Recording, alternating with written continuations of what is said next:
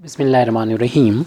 On the demand of Rajini, BSc Honours First Year, Patliputra university Bihar. ये problem differential यानी integral calculus की इसमें problem है। Find whole area of the curve r is equal to a 1 minus cos theta. तो ये curve जिसका equation दे रखा है उसको हम नोट कर ले रहे हैं। इसका होल एरिया चाहिए। द इक्वेशन ऑफ कर्व हमको दे रखा है r is equal to a 1 minus cos theta. वैसे हम इक्वेशन नंबर 1 डाल देंगे। अगर हमें होल एरिया फाइंड करना है इसका, तो पहले इसको लिमिट देखना होगी कहाँ तक इसकी लागू होगी, तभी हम एरिया फाइंड कर सकते हैं। तो इसको प्लॉट करेंगे। क्योंकि वेल नोन ये एक कोऑर्डिनेट है और माइनस है, तो नेगेटिव डायरेक्शन में यानी इस तरीके से बनेगा। ये वैसे तो हमने एक्स एक्सिस और वाई एक्सिस के रिस्पेक्ट में ड्रॉ किया है, लेकिन ये आप इसे पोल समझे और इसको इनिशियल लाइन, और ये लाइन जो है वो थीटा इजिकल टू π/2 लाइन, क्योंकि ये लाइन कहलाती है theta initial line theta is equal to 0 होती है, और ये थीटा इजिकल टू π/2 और ये theta is equal to pi line है। यहाँ पर अगर हम ड्रॉ करेंगे कोऑर्डिनेट, तो ये कोऑर्डिनेट चूँकि माइनस है यहाँ पर बीच में 1 और कॉस के बीच में, तो ये इस तरह बनता है कोऑर्डिनेट। कॉर्ड माने ये दिल जैसा, कॉर्ड जैसा, तो ये कोऑर्डिनेट हो गया। इसमें लिमिट देखना होगी बस, इसलिए इसको हमें एरिया होल एरिया निकालना है। क्योंकि ये थीटा इजिकल टू 0 यानी ये वाली जो लाइन है इसके बहुत सिमेट्रिकल है कर्व, जैसा ये ऊपर है वैसे ये नीचे है। तो इसलिए हम कह सकते हैं कि अगर हमने ये ऊपर वाला एरिया निकाल दिया तो 2 से मल्टीप्लाई करके हम टोटल एरिया को निकाल लेंगे। तो इसके लिए यहाँ पर एक कोई सेक्टर लेते हैं। तो यहाँ पर एक पॉइंट अगर P ले और इस P के कोऑर्डिनेट अगर r थीटा यहाँ पर बोल दें, थीटा मीन्स अगर इसको ज्वाइन करेंगे तो ये एंगल होगा थीटा, और ये डिस्टेंस होगी यहाँ से यहाँ तक r होगी, एक थीटा वेक्टोरियल एंगल कहलाता है, और ये रेडियस वेक्टर। और इसके पास में एक दूसरा पॉइंट ले लेंगे इस तरीके से कि इनके भी जो एंगल बन रहा है वो बहुत ही छोटा सा एंगल बन रहा है डेल्टा थीटा। तो इस सेक्टर यानी दो रेडियस के बीच में जो एरिया होता है वो सेक्टर होता है। तो उस सेक्टर का एरिया जो होगा वो 1/2 r² इंटू डेल्टा थीटा होगा। और यहाँ पर जब हम इसको पूरा एरिया यहाँ से लेके यहाँ तक निकालना चाहें, यानी ये इनिशियल लाइन के जो ऊपर का एरिया है इस एरिया को निकालना चाहें, तो हमें इंटीग्रेट कर देना चाहिए इसको। थीटा इज इक्वल टू 0 से ये स्टार्ट हो रहा है यहाँ पर, और ये थीटा की वैल्यू बढ़ते बढ़ते ये π/2 हुई, फिर और बढ़ेगी और यहाँ पर आके पाई हो जाएगी। लेकिन इससे हमें ये ऊपर वाला एरिया ही मिलेगा। और अभी हमने डी थीटा नहीं लिखा है, तो यहाँ पर डी थीटा लिख दिया जाएगा।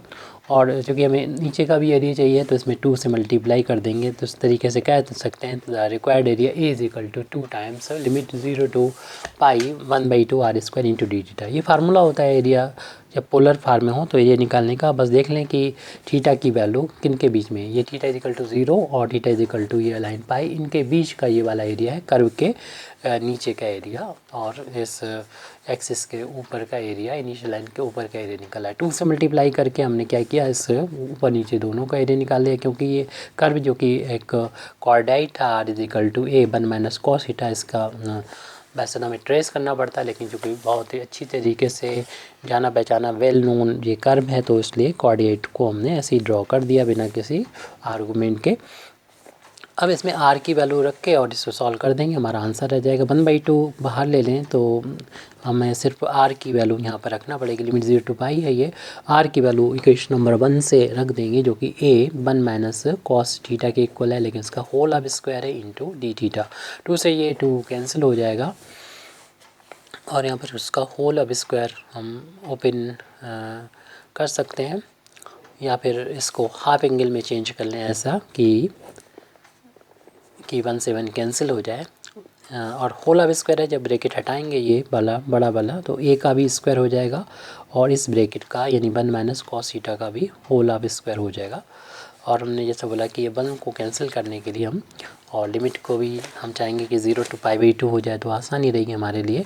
इनटू में स्क्वायर है, इनटू में तो बाहर ले सकते हैं लिमिट 0 to π/2। और यहाँ पर हमने जैसे एक भी बोला कि कॉस की हाफ एंगल में वैल्यू हमें याद होती है, ऐसी वैल्यू रखेंगे 1 से 1 कैंसिल हो जाए तो 1 माइनस का 2 साइन स्क्वायर θ/2 इसकी वैल्यू हम पुट कर देंगे, ताकि ब्रैकेट ओपन होने के बाद देखेंगे 1 माइनस का और प्लस का कैंसिल है, वो ये माइनस माइनस प्लस का हो जाएगा। इस तरीके से ये वैल्यू हो गई a² लिमिट 0 to π/2 और माइनस माइनस प्लस हो के ये 2 टाइम्स साइन स्क्वायर θ/2। और इसका होल अब स्क्वायर चल रहा था तो वो हमें यहाँ पर लगाना था ज़रूरी, और इसका होल अब स्क्वायर यहाँ पर ये रहेगा और यहाँ पर लिखा हुआ d θ। जब होल अब स्क्वायर ओपन करेंगे तो लिमिट 0 to π चल रही है, ये हमने π/2 क्यों कर दी, 0 to π चल रही है क्योंकि हमें π/2 बनाने चाह रहे थे इसलिए कर दी, माइंड ये कह रहा है। इसका होल अब स्क्वायर करेंगे तो 2 का स्क्वायर 4 हो गया और इसका इंटू हो जाएगा पावर का, यानी साइन की पावर हो जाएगी 4 θ/2 d θ। अब θ/2 है तो इसलिए हम लिमिट को π/2 बना सकते हैं। अगर हमने सब्स्टिट्यूट कर दिया θ/2 को, हमने पुट कर दिया किसके बराबर, एक नया कोई वेरिएबल ले लेते हैं तो उसको माना t के बराबर ले लेते हैं, तो थीटा की वैल्यू हो जाएगी 2 का उधर ले जाएँ तो 2 इंटू टी हो जाएगा और d θ की वैल्यू 2 इंटू dt हो जाएगा, 2 बाहर और t का dt हो जाएगा। लिमिट भी यहाँ पर निकाल लेते हैं, जब हमारा थीटा की वैल्यू 0 के बराबर होगी, जब थीटा बराबर 0 होगा तो t की वैल्यू चूँकि θ/2 के इक्वल है यहाँ से, और 0/2 करेंगे तो 0 हो जाएगी। जब थीटा 0 है तो t की वैल्यू भी 0 है। जब थीटा की वैल्यू पाई के इक्वल है, अपर लिमिट है, तो t चूँकि और थीटा के बीच में रिलेशन हम ये लिख चुके हैं, t बराबर θ/2 है और थीटा की वैल्यू पाई रखेंगे तो t की वैल्यू π/2 हो जाएगी। तो लोअर लिमिट और अपर लिमिट हमें मिल चुकी है t की। अब ये जो एरिया था रिक्वायर्ड एरिया ए, ऊपर से लिखा चला आ रहा था ए, तो ए की वैल्यू हो जाएगी a² यहाँ पर है, लेकिन हम देख रहे हैं 4 इंटू में है, कॉन्स्टेंट है, इसको हम बाहर भी ले लेंगे 4 को a², और लिमिट हो गई अब t की, ये 0 से π/2 हो गई। और यहाँ पर हमने साइन लिखना है, साइन की पावर 4 है, θ/2 की जगह पर हमको लिखना है t, और d θ की जगह ये जो d θ है, d θ उसकी जगह पर रखना है, ये 2 dt है, ये 2 dt है, तो 2 dt यहाँ पर रख देंगे। 2 को तो हम यहाँ से बाहर ले लेंगे इंटीग्रेशन के साइन से, क्योंकि ये कांस्टेंट है, तो 4a² पहले से बाहर है ये, और 2 को और बाहर ले आए तो हमारे पास हो गया लिमिट 0 से π/2 साइन की पावर 4t dt। अब यहाँ पर देख रहे हैं कि पावर साइन की है और लिमिट 0 to π/2, इसमें वैल्यूज़ फार्मूला लगा देंगे, ये तो हो जाएगा 8a²। यहाँ वैल्यूज़ फार्मूला लगाएंगे तो 8a² लिख दीजिए जो बाहर है, required area is equal to 8a²। Values फार्मूले में क्या होता है कि जितनी पावर है साइन की या कॉस होता है तो कॉस की भी, तो उस वो अपान में आ जाएगा, तो अपान क्योंकि पावर 4 है, बस ध्यान रखें कि लिमिट 0 to π/4 हो, 0 to π/2 हो, 0 to π/2 हो, और साइन हो या कॉस है, पावर उसकी जो भी हो पॉजिटिव इंटीजर, यानी कहना चाहिए कि नेचुरल नंबर, तो वो पावर पहले तो आप नीचे लिख दीजिए, यानी अपान में लिख दीजिए 4 डिनोमिनेटर में, और ऊपर लिख दीजिए न्यूमरेटर में इससे कम, यानी 4 है तो 3 लिख दें, और इसमें से 2 माइनस करेंगे तो 1 आ जाएगा, इसमें से 2 माइनस करेंगे तो 2 आ जाएगा। अगर 1/2 बचता है तो इसमें π/2 से और मल्टीप्लाई कर देंगे, ये हमारा लग गया वैल्यूज़ फार्मूला। अगर वैल्यूज़ फार्मूले को देखना चाहते हैं तो आप जो है वो डिस्क्रिप्शन में जाके इसके वैल्यूज़ फार्मूले को देख सकते हैं, और अगर ना मिले तो हमसे डिमांड कर सकते हैं, वैल्यूज़ फार्मूले का सॉल्यूशन है। तो यहाँ पर हमें ये करना है कि जैसे कि अगर 1 आता है यहाँ पर तो आप यहाँ पर फिर बात ख़त्म हो जाती है, ये π/2 नहीं लिखना होता, वैल्यूज़ फार्मूले में देख लेंगे उस चीज़ को। तो यहाँ पर हम देख रहे हैं कि ये 4 2 या 8 ये कैंसिल हो जाएगी इस 8 से, तो हमारे पास से जो रिक्वायर्ड एरिया ऑफ कार्डियाड आया है वो 3 लिखें, यहाँ पर 3 है, पाई और a² ये वाला लिख दिया, अपान में 2 है वो यहाँ पर लिख दिया, तो 3/2 πa², इसका क्वाड्रेट का रिक्वायर्ड एरिया हमारा ये आ चुका है। Thank you very much indeed for listening me, वाखरुद्दामाना अल्हम्दुलिल्लाहि रब्बिल आलमीन।